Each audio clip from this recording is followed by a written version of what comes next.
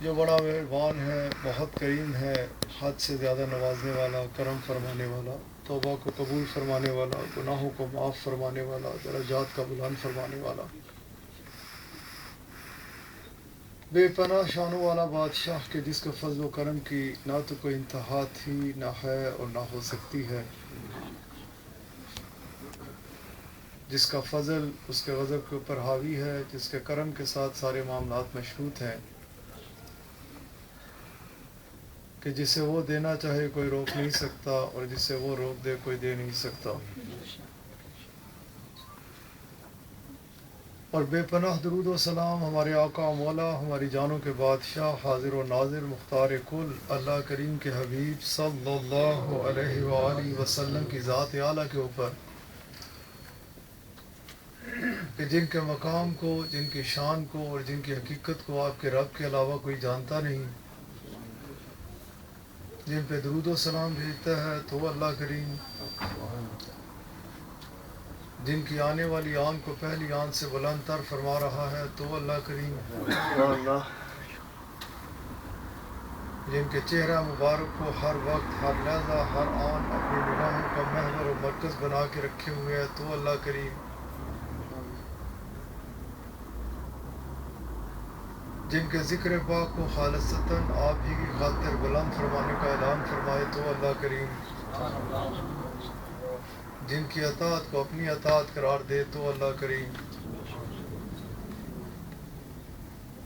جن کی اتباع کو اپنی عبادت، اپنی بندگی قرار دے تو اللہ کریم،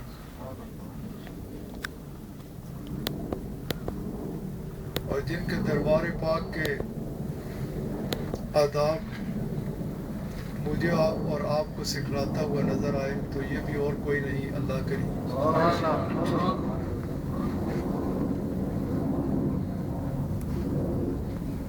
الحمدللہ اس وقت ہم اپنے آقا علیہ الصلوۃ والسلام کی اس خوبصورت محفل میلاد پاک میں اپنے اس محبت والے دوست کے گھر اکٹھے ہیں، اور جیسا کہ ابھی قاری صاحب ذکر فرما رہے تھے، مجھے جب بھی اتفاق ہوا الحمدللہ لجمی صاحب انتہائی خوبصورت انداز میں خطاب فرماتے ہیں، اور ابھی جیسے میں محروم رہا ان کا خطاب سننے سے، جیسے قاری صاحب فرما رہے ہیں کہ آپ نے اس وقت وہ موضوع لے رکھا تھا کہ وہ اس وقت، آج سے پہلے، آج کے بعد، یا ہر مقام پر انسان کے لیے اور مجھے اور آپ کے لیے اور آپ علیہ الصلوۃ والسلام کے غلاموں کو کے لیے، آپ علیہ الصلوۃ والسلام کی امت کے لیے انتہائی ضروری ہے۔ ہمارے لیے سب سے حساس ترین اگر معاملہ ہے تو یہی ہے کہ ہم اپنے آقا علیہ الصلوۃ والسلام کے ساتھ اپنا تعلق کیسا رکھتے ہیں، اپنے آقا علیہ الصلوۃ والسلام کی محبت میں کس انداز سے ڈوبے ہوئے ہیں، اور اپنے بادشاہ علیہ الصلوۃ والسلام کے خوبصورت دربار پاک کی بات کرتے ہوئے، آقا علیہ الصلوۃ والسلام کا ذکر پاک کرتے ہوئے ہماری کیا کیفیت ہوتی ہے۔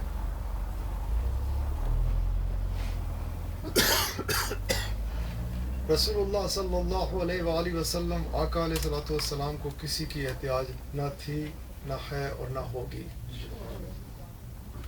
آپ صلی اللہ علیہ وآلہ وسلم جن کی شان بلند کرنے والے کے لیے رب تعالیٰ خود فرما رہا ہو کہ میں آپ کی شان بلند کرتا ہوں، جن کے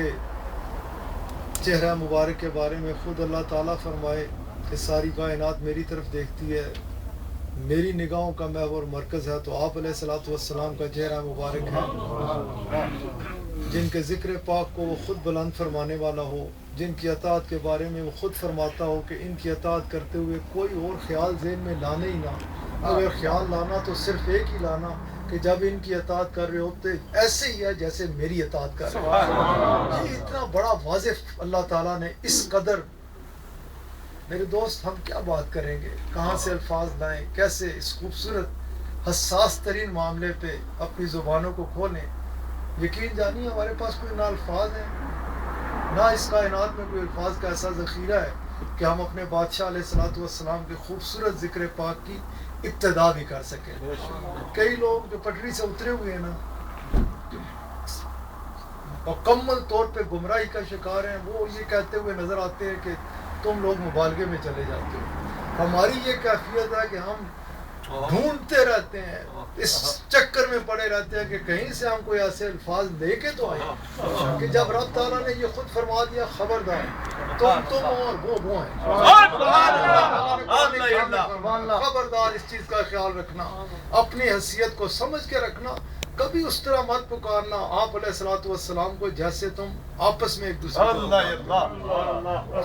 ہمارے پاس جو الفاظ ہیں وہ تو کسی بھی جگہ سے کہیں سے بھی لیں تو اسی لیے یہ جو ذخیرہ ہے انہی سے لینے پڑیں گے نا. اور رب تعالیٰ فرماتا ہے خبردار خیال کرنا, یہ وہ دربار پاک ہے کہ ادھر وہ تم نے وہ انداز ہی نہیں اختیار کرنا. اس حوالے سے سوچنا بھی مت, کیونکہ آپ علیہ الصلوۃ والسلام یہ قرآن کریم میں اللہ تعالیٰ نے فرما رکھا ہے کہ اپنے حبیب علیہ الصلوۃ والسلام کے خوبصورت دربار پاک کے بارے میں. تو ہم تو اس کوشش میں لگے رہتے ہیں کہ ہمیں کہیں سے کسی انداز سے کوئی ایسی چیز ملے کہ جس کو سامنے رکھ کے اپنے بادشاہ علیہ الصلوۃ والسلام کے خوبصورت دربار پاک میں اپنی حاضری لگوا سکیں. اگر نہ وہ دربار پاک بہت بلند و بالا ہے, وہ اتنا بلند و بالا ہے. آپ علیہ الصلوۃ والسلام کی شان تو بے پناہ اور فوال ہے. آپ علیہ الصلوۃ والسلام کے تو دربار پاک کے بارے میں اللہ تعالیٰ خود فرماتے ہیں کہ ادھر ہم نے کثرت عطا فرما رکھی ہے.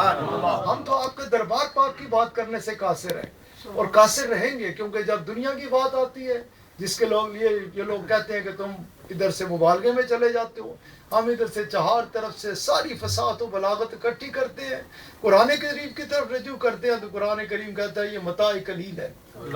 اس متاع قلیل میں سے ہم کہاں سے ایسے الفاظ نکالیں کہ ادھر رب تعالیٰ خود فرماتا ہے کہ ادھر کثرتیں ہیں. یہ متاع قلیل, یہ ادھر سے ہم کوشش کرتے رہتے ہیں, کوشش کرتے رہنا چاہیے کہ ہم اپنے آقا علیہ الصلوۃ والسلام کے خوبصورت عرفہ والا دربار پاک میں اپنی عقیدت کا اظہار کرنے کے لیے اچھے سے اچھے طریقے سے رجوع کرنے کی کوشش کریں. وہ تو وہ خوبصورت عرفہ والا دربار پاک ہے کہ جس کی شان بے پناہ بلند و بالا ہے. اگر ہم یہ, کیونکہ آپ کو سب کو پتہ ہے اس چیز کا کہ ادب اگر نصیب ہو جائے نا کسی بندے کو,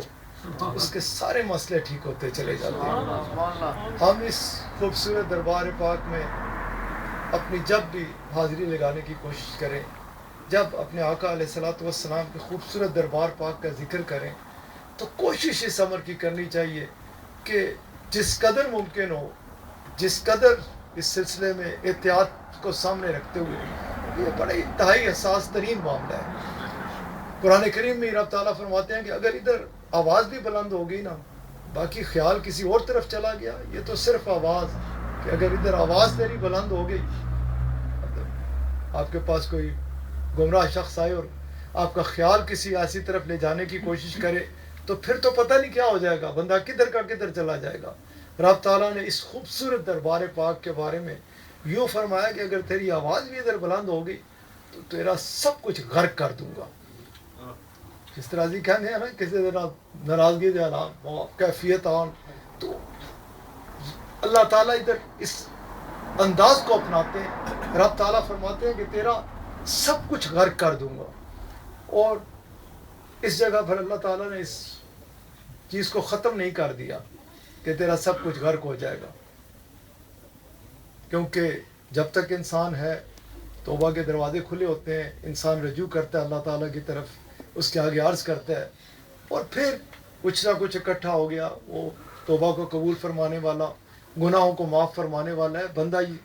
اس حالت میں کہ اللہ تعالیٰ کی طرف رجوع کرے, اس کے آگے معافی مانگے, اس سے بھیک مانگے. تو ادھر